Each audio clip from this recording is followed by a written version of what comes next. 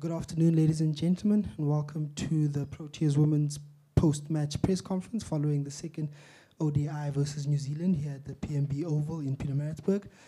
Can I please use the media online? Can I please ask the media online to use the hand raise function to ask a question, and we'll get underway, please. Oh, and at the top of the table, we've got player of the match and captain Laura Wolvaardt as well. Mr. Martinez, thank you so much. Please get us underway, sir. Hi, it's Marnus here, Laura. I will fire away in my half English, half actually Afrikaans. You see, that was a wonderful 100. That must feel wonderful for you. I mean, you're on 400. It's actually the most by any South African, Laura. Yeah, I think that's very special to have that stat. Yeah, I got that very lucky life when I was on 75 odd. So when it's your day, it's your day. And yeah, I was very happy that I was able to see it through all the way to the end for the team. Thanks, Marnus. Morgan, please go ahead, sir.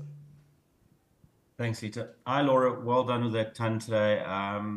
But it must be really satisfying to know that you've contributed in such a fantastic way to another series victory, and it's probably all about wrapping it up now on Sunday or that next game in Durban. Yeah, very satisfying, especially just with all the hard work that goes in behind the scenes to finally be able to cross that mark to the 100. I know I've scored a lot of 50s, but don't always convert that well. So it was just, yeah, a really nice feeling. And yeah, still so much to play for in the next game. Still have very important points up for grabs for the ICC Championship. So we'll definitely be looking to win that third one. And just a follow-up, Nadine de Klerk's form lately just seems like it's gone into a bit of overdrive, and she reminds me tremendously a lot of Andrew Hall that played for the men a couple of years ago. A real fighting spirit, and when there is a bit of pressure on, she seems just to come to the front and do what needs to be done to put you ladies in a favourable position. Yeah, she's turning into such an incredible cricketer. She's a fighter, like you said, and I think she's been batting that way in the nets for quite a few months now, so I'm really happy that it's starting to show out on the field. Yeah, it's really amazing to have both her and Kapi as well, just what they offer with the ball, being seam bowlers and then batting as well as they do as well. It's really a bonus for me as a captain to have those options and to make our lineup a bit longer, so very happy to have her on the side. Thanks, Laura. Thank you so much. Hemant, please go ahead, sir. Yeah, hi, Laura. My question is, you talked about seeing the side through. How important is it for you to stay not out there till the end? And yeah, and in addition to that, I was checking your numbers, and when you are batting first, your record is good, but when you are chasing, your record improves even further. So is there any mindset shift, and how do you approach a chase compared to when you are setting a total? Yeah, very satisfying to be there at the end.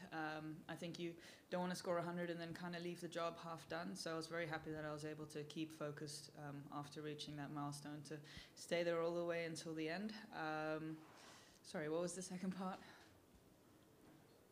Batting first versus chasing, how your mindset is different. Yeah, well, I think maybe the record's just a bit better because you tend to have a few more not outs when you're chasing, which boosts the average a bit.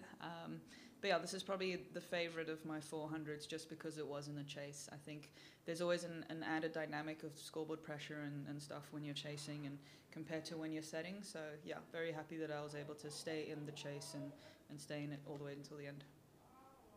So my question was, how do you deal with that added pressure? I think today we were just batting. I think the scoreboard actually switched off for quite a bit, which was actually nice because there wasn't like any scoreboard pressure. In the two partnerships with Sine and Kapi, we were just looking to bat as long as we could, and the runs were just coming freely. I think in both partnerships we scored at quite a decent rate without trying too many things. So yeah, I think we just looked to hit the ball where it needed to be hit, and it worked out well. Awesome. Thank you so much, Amant. Keenan, thanks for your patience. Please go ahead. Thanks, Lita. Hi, Laura. Well played today.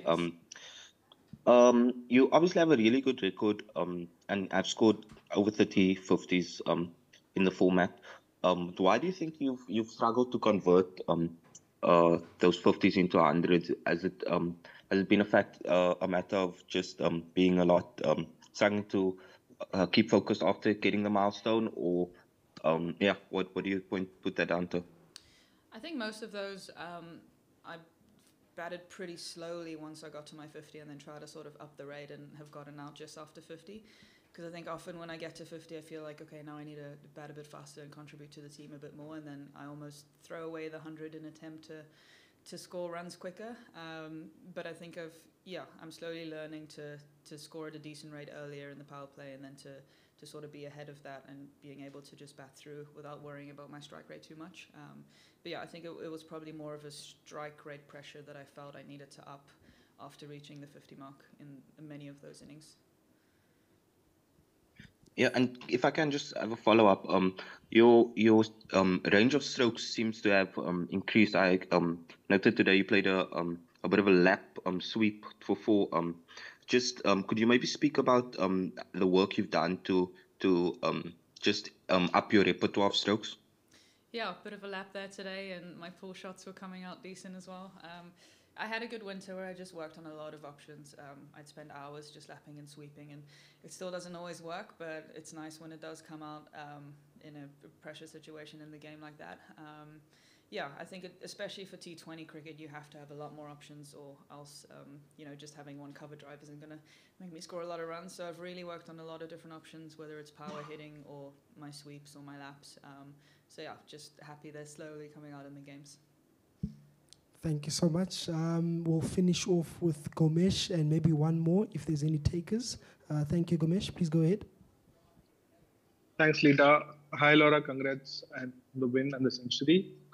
You've been playing for close to 7 years now. And quite often we have seen in the past that you usually take your time to settle in before accelerating. But in your own point of view, how much is the game changed so much that are you also working on facing the innings in a way that you are constantly in a runner ball, as we saw today, especially early on, like the first 30 balls of sorts. Is there something that you consciously worked on, and what are the things that you have worked on, if there is any? Yeah, I think just taking on the power play a bit more in general is something that I've worked on. Even more in T20 cricket now that I'm opening there as well, and I feel like it's kind of filtering through to my ODI cricket a bit better. Obviously every day is a bit different, every day the conditions are a bit different, like Posh was a bit slower, and I just felt I couldn't get off to that fast start without taking too many risks, but today I feel like I was able to hit the gaps a bit better. So yeah, but just having those extra options that I've been working on, I feel like is nice tools to have that I can bring out depending on the situation. Thank you. Thanks, Gomesh. Time for one more, and otherwise we'll close it. All right, thank you so much. That brings us to the end of today's post-match presser. We'll be sure to send the high-res video and audio as well soon after. Recording stopped.